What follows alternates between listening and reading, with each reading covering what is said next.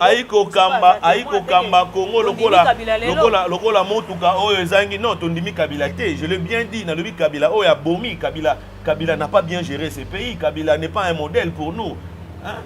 Kabila bomi mboka oyo Kabila tche mboka oyo na situation oyo tozali nango lelo misérable ezali Kabila et ndeko Tshisekedi pe ayeko kunda lisusu.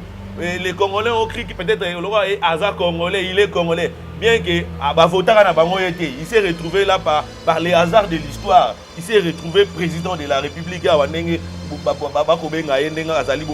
Et il n'a pas su capitaliser cette chance-là et de se retrouver au sommet du pays.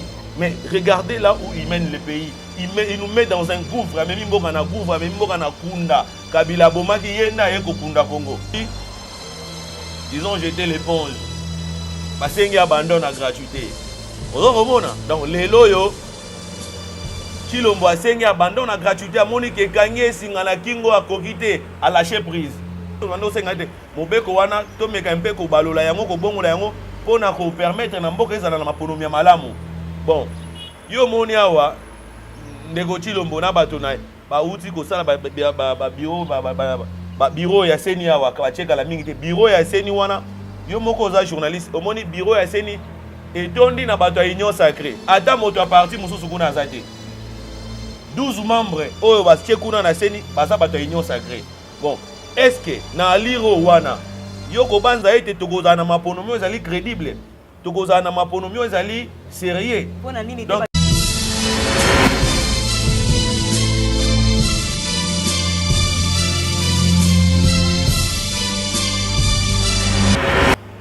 bonjour à tous, très chers internautes, vous êtes sur Aigle News Télévision, votre chaîne, la chaîne du grand cerveau, chaîne où il y a des actualités, des événements, sur les champs de monnaie. Donc, les lots, il y a mwana mboka tozana mwana mboka moko ya bakambi ya décidé ye azali cadre analyste politique donc obeta na yema solo oyo ba question mingi bana mboka ba mituni pona marche ya marche oyo elekaki la moka bamonaki la moka na FCC mais bango balobi ke Fayulu asangani na Kabila parce que Fayulu babengaka à l'époque aboyaka ndenge na asangani na Kabila donc comme ko décourager bana mboka lelo to so ba réponse wana et puis to so ba parti mususu na kati ya na chaîne na biso to beta masolo mususu oyo eza ba sujet actualité. Donc je dis bonjour monsieur.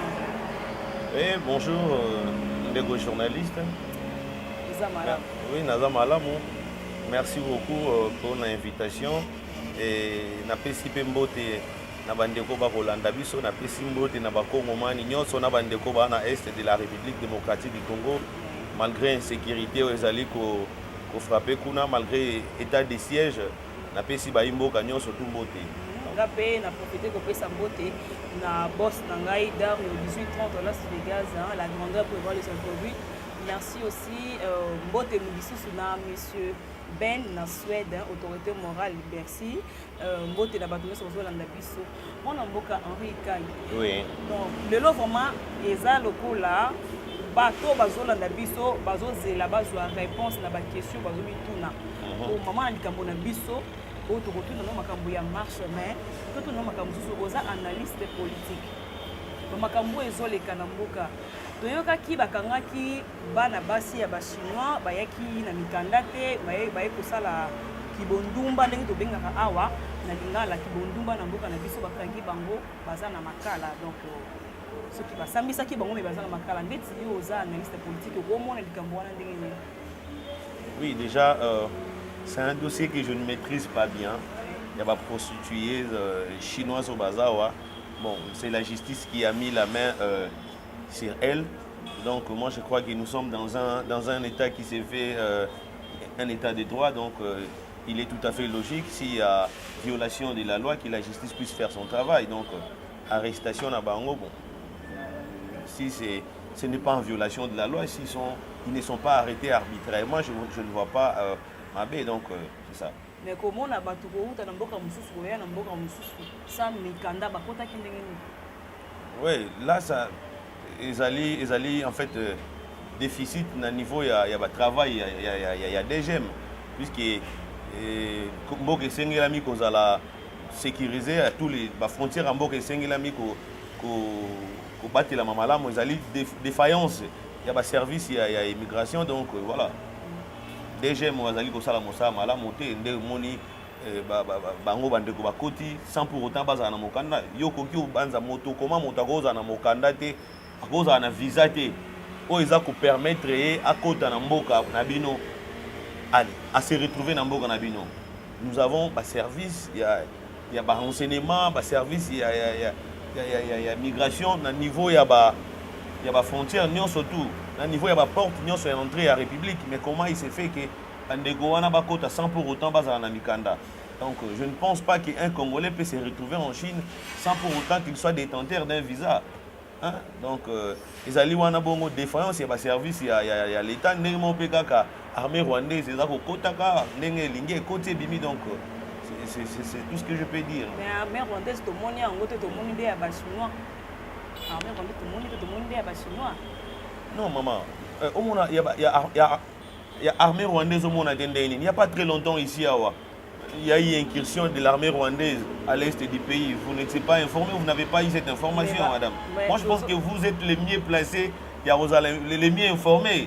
Voilà, vous êtes journaliste, il faut... Il y a des probassi, il y a des chinois, il y a des armée rwandaise. Voilà, sauf que tu as eu information pour la Makambo et Senga, tu retournes à Péka Kayamon, tu as D'accord.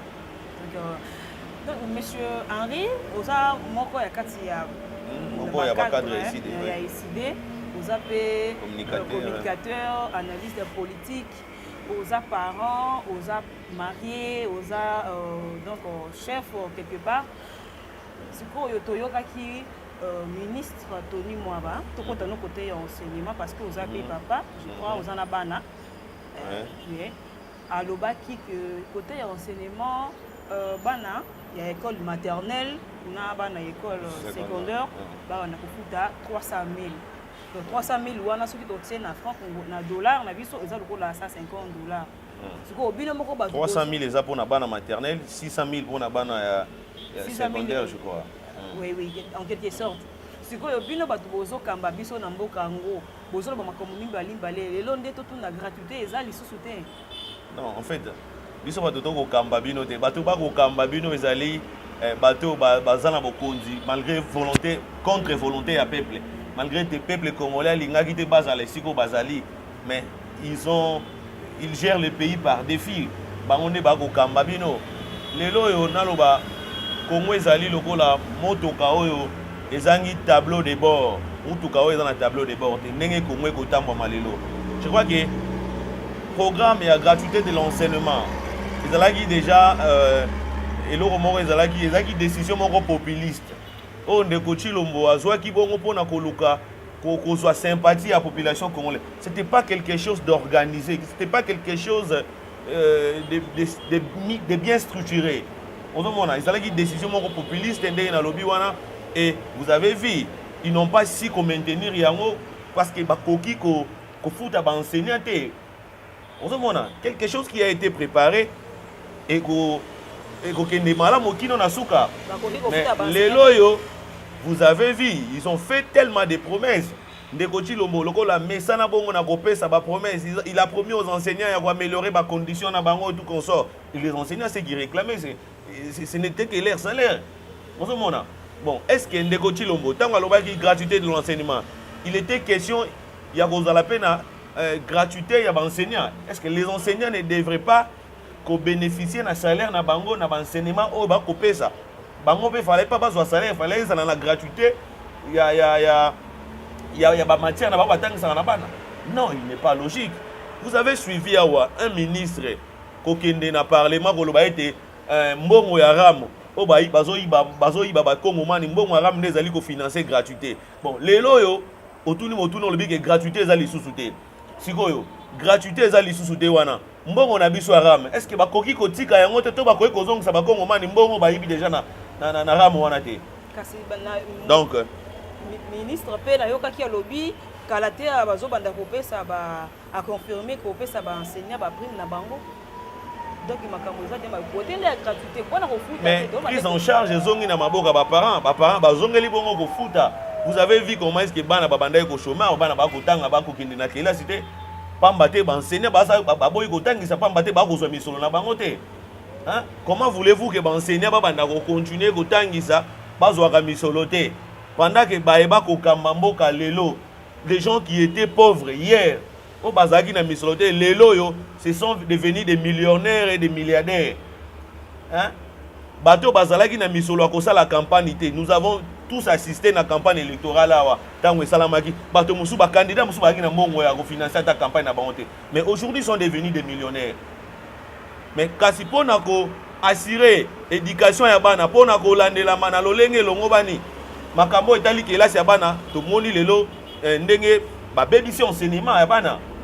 Soki na Kinshasa wa bana bakotanga na lolenge babanda kotanga wana na ba condition moko malamu te e bongo na intérieur ya mboka kozala ndeni so toke na wana mbandaka to na ba fin fond kuna vous imaginez la suite madame. Je tiens à vous informer, il y a même des écoles qui n'ont pas de tableaux. Même ici au niveau de la capitale, il y a même des écoles où babanda kozwa au bazwaka bongo ba 20 000 francs pour na frais de fonctionnement. Comment voulez-vous qu'une école puisse fonctionner avec 30 000 francs de frais de fonctionnement durant tout un mois? Donc il y a une décision moko ya mbilinga et vous avez vu M. Tony Mwamba comment est-ce qu'il a il a été incapable de gérer question ya enseignant. C'est un monsieur qui oui, il y a un avocat mais qui des fois a confondre musala ya avocat na kozala ministre ya gouvernement central.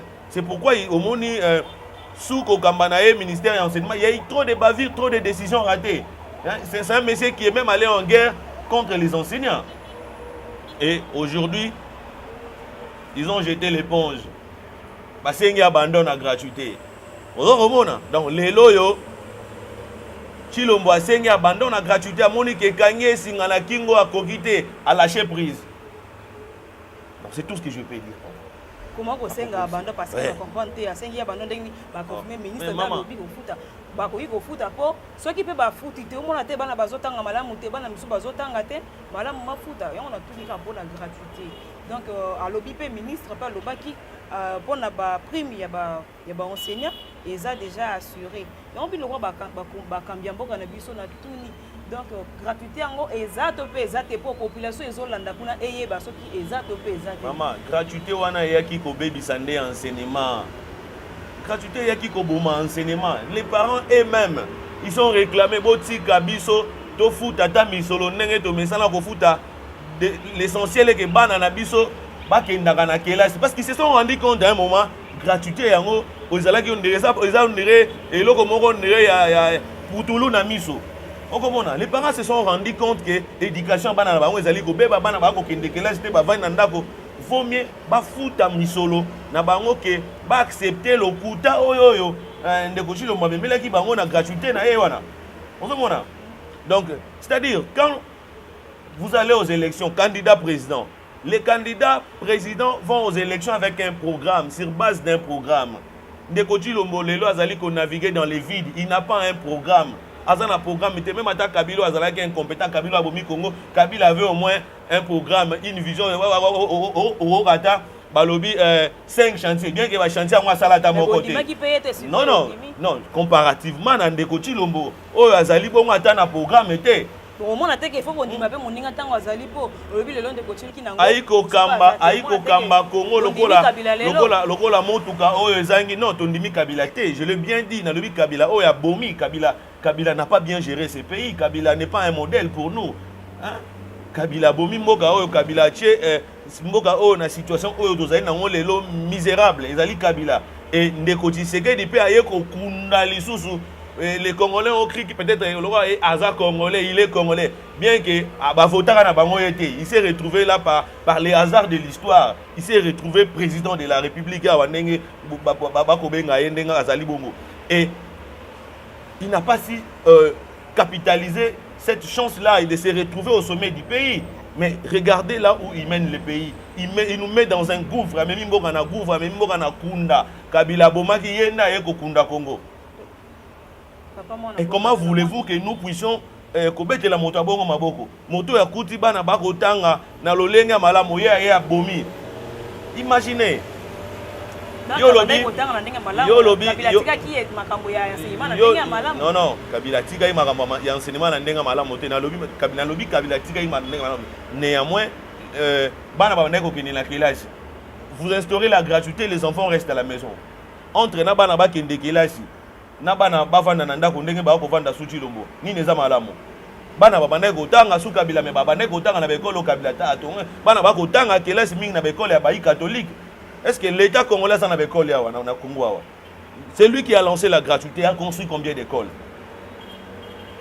Ndeko Nabiso Félix a tongi combien d'écoles? Vous êtes journaliste. Est-ce que vous avez un nombre d'écoles Ndeko Félix a tongi depuis qu'il est là? A tongi à telle qualité. Est-ce que vous avez un nombre d'hôpitaux à tongi? A tongi à l'hôpital au Moroté. C'est pour dire que bato yo baï ko kamambo ka baï na programme té ba ko mema biso kaka dans les villes ba ko gérer mboka na 24 heures, c'est-à-dire il peut se réveiller un bon matin comme ça, il prend une décision. Alors il n'a azana programme moko té yo azali ko luka a poursuivre yango kino na suka ya mandat na ndenge ezali ko kende. Il n'a pas un programme, il ne fait qu'improviser les choses. Pour les cartons à $70, keloko boy kingane. Tout ça ce sont des improvisations. On a beaucoup Henri Kangi oza ko expliquer na ba congolais nde bazolanda biso na yoka ki na ebandelo lobaki opesi mbote na bandeko na biso ya est kuna sika bazali mais toyoki pe tata mokonzi ya Rwanda asengaki na papa na biso Fati kosunga ye pona kotonga cité monene na est pona kosunga bandeko na biso o bakimaki makambo ya ba volcan kuna pona yo lokola attaque analyste politique ko mona likambo ndenge.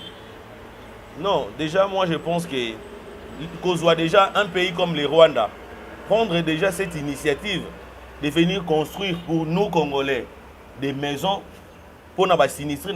C'est une insulte, c'est une humiliation. On nous dit toujours, depuis qu'on était enfant, on nous a toujours dit que le Congo est riche. Le Congo est riche, les dirigeants du Congo sont riches. Mais pourquoi les Congolais doivent vivre dans la précarité? Pourquoi le gouvernement congolais est incapable de faire la tana bandeko ya est wanandako bokende kondima misolo ya ba Rwanda? Est-ce que Rwanda na mboka oyo mutako kondima don ya Rwanda zali awo? Ezali soni. Il y a des choses que les Rwandais ne pouvaient pas se permettre hier, mais aujourd'hui sous Ndeko Tshilombo, le Rwanda se permet de tout sauf rien. L'armée rwandaise entre dans le territoire et Kagame, criminel qu'il est, il n'a pas honte. Yakolobake, Alingi, Ayakotongela, Bongo, Baï Congolais, Ndako, na Bongo na Est, pour Babandeko, Bakutana qui Bongo na Ligama ya Volcan. Est-ce que Biso Congo Tozangi, Bongo Yakotonga, Bandako, pour na Bandeko na Biso, Bazangi, Bandako, Rovana, Volcan et dérangeant, c'est question de volonté. C'est la mauvaise foi de ceux qui gouvernent, des gens qui sont aux affaires, des gens qui gèrent ces pays. C'est la mégestion. Des alliés qui ça l'a été. Au mona, bakoka même pas qu'on ça va congolais à abri si kaya côté à tap mon tout poil là. Nous avons vu ba membres du gouvernement si c'est rendre là-bas na go matin éruption volcanique et salamagi. Vous avez vu ils sont allés se faire des selfies kokabola moi bambumalo sondambo. C'est une honte. Siko tango bino moko bakolo batu bozo kipete 30 millions mutu ayeko sunga bino alobi atonga cité moderne de cité 30 millions ekolongola batu nyoso po kino lelo na kati ya goma kuna batu ebele bazangi bisika 30 millions soki mutu asungi bino mabeni na sali wana 30 millions de dollars seulement pour construire des maisons pour des sinistrés à Goma. Mais on a jeté des millions ici avec des maisons préfabriquées. Où sont passées les maisons préfabriquées? Les programmes de 100 jours, il y avait 450 millions de dollars qui ont été jetés. 450 millions. Qu'est-ce qu'on a fait avec ces 450 millions? Question à Ram. On a récolté près de 200 quelques millions. Tout ça, ce ne sont pas... On les a mis sur l'auté. Est-ce que photos ou ma fille à Rwanda? Et Rwanda, les lois zaliko. Ko bomba lisusu te intention na ye ya koluka ko balkaniser mboka na biso ya ko kabola Congo ya ko zwa mabele ya Congo, c'est-à-dire pona ko zwa courage wana ya koloba ete totongela bino bandako. Vous pensez que bandako Rwanda liko tonga tongi, ce sont des Congolais qui viendront habiter dans ces maisons là. Ce ne sont pas des Congolais qui habiteront dans ces maisons. C'est pour les Rwandais. Quand vous bazali déjà bato bana makanisi ya koluka ko balkaniser mboka na bino. Bazali makanisi ya koluka ko bomba bino. Ba bazali ko vider population. Vous savez qu'est-ce qu'ils sont en train de faire? Ba ko pesa bato ba vanda ba autochtone ba kolomboka. Ba iko ngomani ba vanda na bisika wana na est.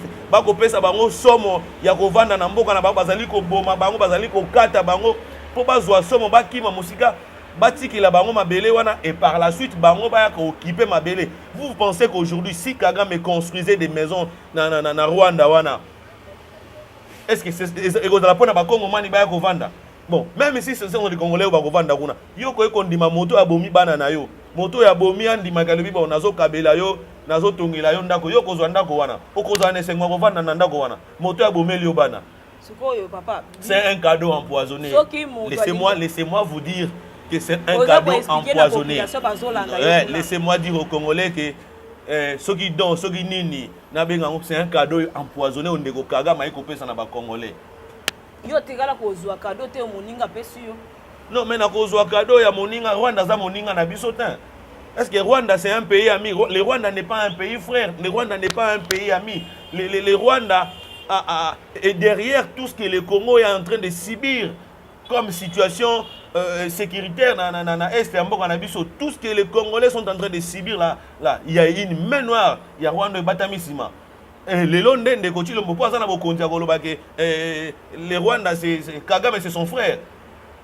Tant Wazalaki lobby dans l'opposition, tant Wazalaki dans l'opposition, il pouvait dire ça. Il avait un autre discours. Mais les loyaux, moi je peux vous dire une chose. Est-ce que vous se rendez compte depuis que Ndeko Félix a un pouvoir, à Koutani na Kagame, Ndeko Kagame Mbalaboni. Vous avez vu nombre de fois où Ndeko Félix a Koutani na Kagame. Bakoutani Mbalebele, Ndeko Kagame, mais Makamba Kosala et Yebanité. Il est allé signer un accord na Rwanda pour Basala Bazouaga. Je ne sais pas, monopole ya ko rafinaka ba matière première na biso ya Congo et que na Rwanda ba minerai et passer na Rwanda na ba usine na bango kuna ya Rwanda. L'accord commercial qu'ils ont signé et ça yango wana, est-ce que biso mboka Congo tozangi mboka mbongo misolo ya ko sala usine oyo koki ko traiter ba or na biso oyo koki ko traiter ba matière première na biso awa. Vous comprenez, mais pas jusqu'à ce point là. Hein? Rwanda koki ko saka na mboka lokola moke lokola Rwanda na Ndeko Kagame ba koki ko saka na ba Congo mani boete. Donc les Congolais Ndeko Kagame, je vous dis que les Congolais n'ont pas besoin de votre cadeau empoisonné.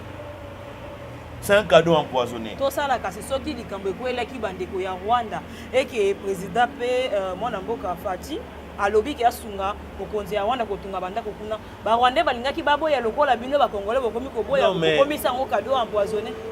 Congolais pesa gouvernement oyo ben compétent oyo et pesa donne au gouvernement et so yoka biso to sali don mboka moko yo koki ozala olambi fufu na ndako na yo olambi na soso na ndako na yo na chama tembele po soso ba Congo mani ba kolia na pasi olambi na matembele na ndako na yo bana na yo banda tongo baliete yo ozwi fufu na ko ka bana ndako ba voisin boko yokana Congolais awana no gouvernement bango moko message lombo ba kolia na cuisine bato sengeli balamba ba na biloko po peuple alia bango ba kolamba na cuisine ba ko milea peka na cuisine ba ko memela ba population basani ya pamba balobi sokola bosokola basani. C'est pour dire que les gouvernements congolais, les dirigeants congolais sont en train de se remplir les poches, ils sont en train de s'enrichir illicitement au détriment ya ba imboka. Au lieu de affecter misolo ya Congo, n'a pas besoin ya ba Congolais. Au lieu de kabola la rétribution ya misolo ya Congo n'a pas na nyoso ya Congo. Mais bango moko okomona mo tout le moke ya bato, bango ne ba ko s'enrichir. Bango ne ba ko comme na misolo. Ndeko chili moto komona lelo ala ta montre ya talo. Asalabo ya talo. Est-ce que avant ya kota na bokonzi, il pouvait s'en acheter babilo kwa talo wana nyoso. Mais asa président. Hein? Être président signifie quoi? Signifie qu'on s'enrichir illicitement. Être président signifie qu'on tient Baïk Congo mani na pasi. Si on a tout na mususu mwana mboka. soki lelo na ntango ya mwana mboka Joseph Kabila bato mingi balobaki Kabila azali mwana congolais te de père de mère soki mwana mboka Kabila asalaki ke andimi aide ya papa mokonzi Kagame kotonga kuna bolingaki boloba Kabila teki mboka et tout comme ça sikoyo fati ye aza de père et de mère nde tobengaka awa mwana mboka andimi omo ateke eloko mabe eza te mpo amoniki eza mboka na ye koteka yango te. Bon, motuna on eza motuna mo malamu mais motuna on na banza ete il faut que tuna on na bandeko na biso to benga ba taliban. Hein? Il faut que tuna batuna mokonzi na bango.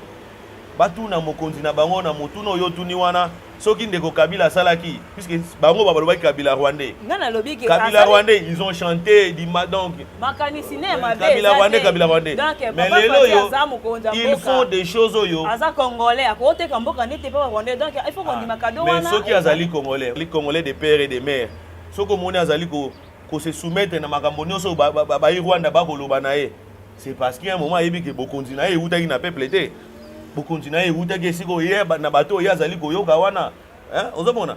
Pour soko tali lolenge mapono elega magiawa. Donc na lolenge moko te ato bengi ba mathématicien yo sa monde. Dans le ligne, on pouvait arriver au conclure que Ndeko Tshilombo a gagné l'élection. Mais comment il s'est fait que hier s'est retrouvé président, s'est retrouvé vainqueur dans ma ponomi wana? On demande. Ce qui a zali kondima maenyo so ba kolubana Kagame. Ce qui a zali kondima maenyo so Kagame a kosenga ya kondima kaka iyo. C'est parce que ayebi ke bo kondina e utaki na ndenga mayuya. Ah. Bandeko banatoko kokoma na suka po bakomi kolakisanga kuna deja tokima sima ya ngonga ni tikali mugeme tokota no na likambo ya suka population eza komitungisa mwana mboka ari kangi na yebisa yo biso tozotambola tozoyoka bambela ya bato tunela biso no bato na bino ya eside Charles Ndegala yo sola na bango mingi tuna kuna na Fayulu ndenge nini Fayulu aboyaki Kabila na epoke ya Kabila mais tomoni na marche o ya seni ya nini basalaki Fayulu atamboli na mwana mboka Kabila lamuka na FCC babengi yango bloc patriotique eza nini do yo pena na ko meka ko expliquer population bazolanda yo kotala ngate tala bato o bazolanda kuna yebisa bango bloc patriotique wana et puis pona nini bosala ki marche FCC na lamuka pe mwana mboka Fayulu ndenge to yebeli ndenge azalaka en tout cas population soit réponse. Non, d'abord il y a Liboso. Je vais apporter une précision de taille dans ce que vous avez dit. La coalition Lamuka, le président élu Martin Fayulu, Azali, na coalition, T, Azali pe na alliance Mokote, na ba IFCC, Bandeko Atandeko Kabila. Donc, marche au Monaki to Salaki wana, Azali marche oyo, ba bengaki bongo na bayi catholique. Ba laïque catholique na ba laïque protestant de ba bengisaki marche et biso lokola tozali bato tozali ko bunda pona ko luka dépolitisation ya seni lokola bandeko wana pe bazali ko bunda ko luka indépendance ya seni pamba te kotala makambo ndenge elandamaki awa ndenge basalaki kopona bakambi ya seni na mobeko oyo ezali bongo kotala makambo ya seni loi portant organisation et fonctionnement de la CENI ezali mobeko moko salamaki na lolenge malamu te biso na bitumba biso bando senga te mobeko wana to meka mpe ko balola yango ko bongola yango pona ko permettre na mboka ezala na maponomi ya malamu. Bon yo moni awa Ndeko Tshilombo na bato na ba uti ko sala ba bureau ya CENI awa ka cheka la mingi te bureau ya CENI wana yo moko za journaliste omoni bureau ya CENI etondi na bato ya union sacrée ata moto a parti mususu kuna azate 12 membres oyo batie kuna na seni baza bato ya union sacrée. Bon, est-ce que na liro wana yoko banza ete tokozana na maponomi ezali crédible tokozana na maponomi ezali sérieux pona nini donc biso kadima wana déjà ezala sérieux te non seulement kadima bazali 12 bato 12 nyonso batie kuna ba bato ya union sacrée moto na biso neti ya ici ata moto moko aza kuna te kasi bamonaki bino kotamboli pe na FCC. Non, biso kotambola na FCC, biso to répondaki na appel à bayi catholique. Bayi FCC, bazali plateforme politique munene bango pe bakoluka bazala na candidat na bango na mapono mezali koya bango pe bayi kobunda baluka ite seni wana ezala indépendante. Bon, lokola biso na bango komba na biso to koluka dépolitisation ya seni. Biso to koluka seni ezala paix indépendante et organiser ma pronomia malamo contrairement à ma pronomia ça m'a beto ebaki bon tokutani nesika wana bango bako bundela likambo biso pe toko bundela ndeto sangana kim mais koloba ete biso lamuka na FCC to ina alliance to na coalition wana ezali lokuta wana ezali biloko euti na laboratoire ya o babengaka Kadiosha News o euti na bato bakana serba nzete na 10e mairie okomona euti na balabo ya 10e mairie na serba nzete bakoloba ete bakoluka kokosa bakongo manike lamuka président Eli Martin Fayulu asangani bongo na ndeko Kabila non ndeko président Martin Fayulu asangani bongo na ndeko Kabila te bazali pe na alliance moko te bazali pe na coalition te soki coalition ezali tokotalisa na baimboka lokola bato yo o bazalaki na Kabila na alliance awa vous avez vu ndeko Kabuya koloba Kabila est sérieux vous avez vu ndeko Kabunda koloba ete moto ali Kabila na Félix bazate azana posa mandat azali po benge ndoki nous avons vu Kabunda kokende matana punda kuna na kingakati nous avons vu monsieur Félix kokende komela kokabola champagne na ndeko Kabila est-ce que yo mona est-ce que to yo mona to yoka est-ce que yo mona to yoka ndeko président Fayulu kokende na kingakati mbuma oyo ndeko Chilombo na kingakati est-ce que président Fayulu akenda kingakati bolia mbuma wana toyokaka mikoleleki ke mwana mboka akendaka na kingakati awa bakaboyindaki vous avez les population etikalaki na bakestion le monde a elo bamoni susu botamboli nzela moko le monde a évolué madame monde a évolué tozali suna époque ya kala te loka bato balobaka bamona Yesu na vision mais moto moko akanga Yesu photo azali te soki bamonaki ndeko Fayulu na ndeko Kabila lelo monde évolué ba pareil ezali ba photo ezali ba caméra ezali pola kisela biso photo soko elinga photo ya ndeko Kabila na ndeko Fayulu na kingakati okati nga loboko na tie loboko na nga kokata soko oye na photo ya ndeko Fayulu akenda na kingakati na lobi je mets ma main à couper ya kokata nga loboko mais bato bakenda kingakati biso nyonso toyebi bango bato bamela champagne na kingakati bato balia mbuma na kingakati bangonde nga nano na komata kingakati yango te otomona bino bo wanga na peke bandeko bakenda komata na punda kuna vous les connaissez boyoki bana mboka boyoki kingakati ndenge ezalaka te tomoni Martin Fayulu na kingakati to bena Kabila bokati ye loboko boyoki ndenge soki ezali na photo ebolobaka oh non président Eli akendaki na kingakati ya kokatanga loboko na tie loboko na nga population photo wana ezalité photo ezalité et je tiens à dire que c'est faux et archi faux président Eli Martin Fayulu atikala ta mokolo moko kopesa loboko na ye pande ko Kabila te atikala pe kozala na efara boite ata mokolo moko te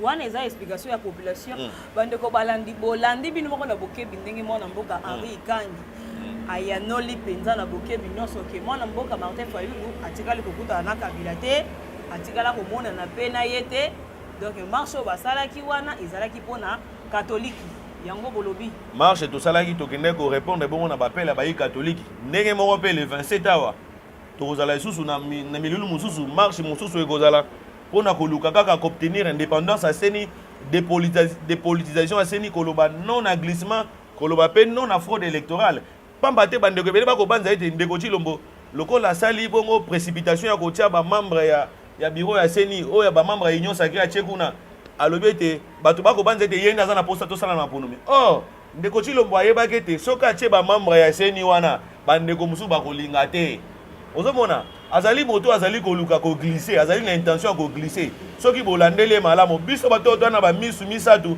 tokomona ete ndeko Chilombo ayi koluka koglisse pamba te alingi te consensus esalama pamba te po bokende na match esengeli baekipe mibale oyo kobeta bayokana bandima arbitre boni yo bokobeta bale boye na Barcelone napesa exemple Barcelone ekobeta na Real to vita na imana na tala na zo baekipe na biso ya mboka vita na imana bakobeta match bongo bakende kobeta match arbitre bimana ngambo ya imana ozomona bazwi moto moko ya imana babi yo nde ezala arbitre match wana mais quand même tout ça bazoba te quand même vu l'expérience ya makambo elekaki na maponomi nyonso to eleka soki totali na 2006 ndeko Kabila n'a jamais gagné une élection présidentielle na 2006 a gagné te na 2011 ndenge moko pa gagné te papa na biso Tshisekedi muta gagné ki et pourquoi pas koloba Bosolo que na 2018 Ndeko Chilombo a gagné l'élection té.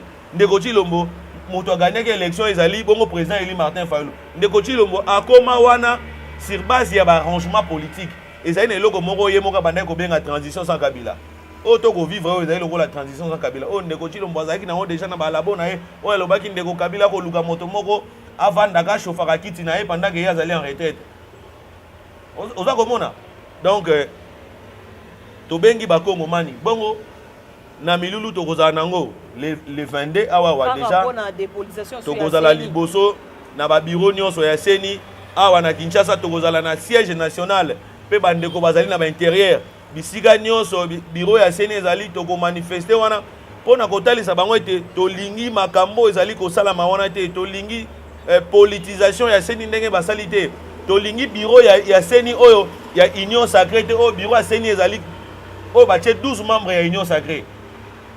Omoni atala bi bon nga bato na nga na tindi bango déjà 12 ya union sacrée na tindi bango na seni etikali bato misatu ba yi opposition ba luka ba pesa bato biso nous disons nous sommes pas concernés na makambo Ndeko Chilombo bazali kolengela wana tokokende na ba élection oyo te ye azui bakambi ya seni atie na poche azui bakambi ya seni apesi na ba membre nyonso ya famille politique na ye ezaka lokwa na uto lobawa tokoke match vita na imana bozui arbitre bomisi na ngamba imana est-ce que match wane koleka malamu arbitrage wane kosama lolenge elongo bani donc tobengi ba congolais nyonso tout rendez-vous eza obe moko le 22 biso nyonso liboso ya bureau aseni okendaka koteka avokende koteka tokutani na wana obengi bato nyonso le 22 pona toza na sitting liboso ya siège ya seni wana pona koloba non agressement non à fraude électorale et non à bureau oyoyo etondi sami bongo na bato ya union sacrée bureau ya 12 membres ya union sacrée wana Ndeko Chilombo te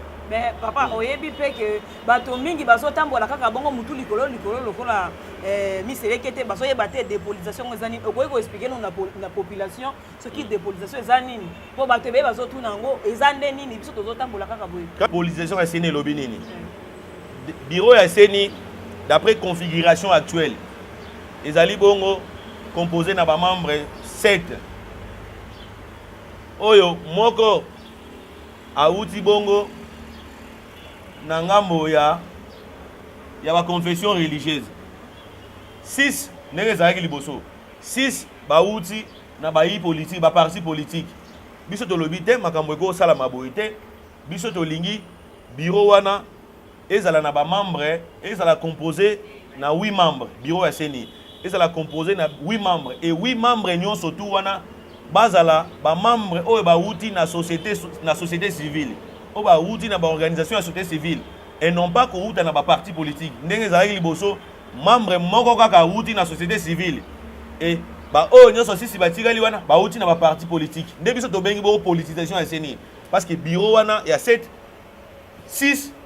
ba yi politique et moko kaka société civile biso to proposer que 8 nyonso bazala ya société civile soki 8 baza ya société civile moni bongo te ba politique bazali te na bureau c'est là où il y a nuance entre politisation na dépolitisation ya seni bandeko bakoloba ete moyen ko dépolitiser seni ezali te non bazali bato lokuta ezali échappatoire donc la dépolitisation de la CENI signifie que le bureau de la CENI doit être composé uniquement des membres ici de la société civile et non pas des membres ici des partis politiques comme c'est fait le cas l'autre fois donc ou comme c'est le cas actuellement aussi depuis ce toko benga dépolitisation à CENI toko bundape mobeko oyo portant organisation et fonctionnement à CENI ezala bongo revi pambate mobeko wana esalamaki na ndenga malamu te bitumba toko bunda yango wana mona mboka tokomi na suka ya émission na biso soko koza na likambo ya suka ou bien message ko pesa na population avant to suki sa émission na biso lelo ouais message à suka na ko pesa na bakongo mani ezali boye ndeko na ngai congolais et congolaises souffrance auto ko bika lelo tozali bongo na accès na besoin de santé te bana bako kende bongo kelasi ya malamu te social ya malamu te banzela ya malamu te tozali ko vivre bongo na insécurité et tout ce que nous sommes en train de subir aujourd'hui tout ce que nous sommes en train de vivre aujourd'hui ezali bongo et outaki bongo na illégitimité ya ba dirigeant parce que na maponomeleki moto biso to ponaki ye wana ta zali ko kamba moto azali ko kamba mboka ye autaki bongo na arrangement politique moko boye lokola illégitimité ya bakambi ya mboka lokola fraude électorale yango nde ezali kotia population na souffrance oyo tala souffrance oyo tovivre pendant 3 ans na ndeko Chilombo. Est-ce que bino bokolinga ko supporter souffrance aboye pendant 10 ans na ndenge ndeko aza kosala mayu ya pozwa mandat mosusu na ndenga moyibi? Est-ce que bino bokolinga bo vivre na situation oyo pendant 10 ans? Et je ne pense pas. Et si nous ne voulons pas continuer na situation oyo, seul moyen ya ko barrer route na situation ezali kaka ko luka senye zala indépendante, ko luka tozwa maponomi ya malamu po moto biso to lingi ya kambamboka nde zala réellement ye. Je crois message nazaki nango ya suka yango wana et nako benga na bayi Congo mani ke tozali bongo na sitting ezali bongo liboso ya siège à parlement le 22 moto azanga te to kuta na biso nyonso ndenge ka boyaka na ba marche belé bongo lobby le 22 lobby te mais le 22 to kuta na biso nyonso kuna tokozala na ville ozalaka na maluku ozalaka na mikondo ozalaka na monga fula to kuta na le 22 liboso ya bureau ya Seni.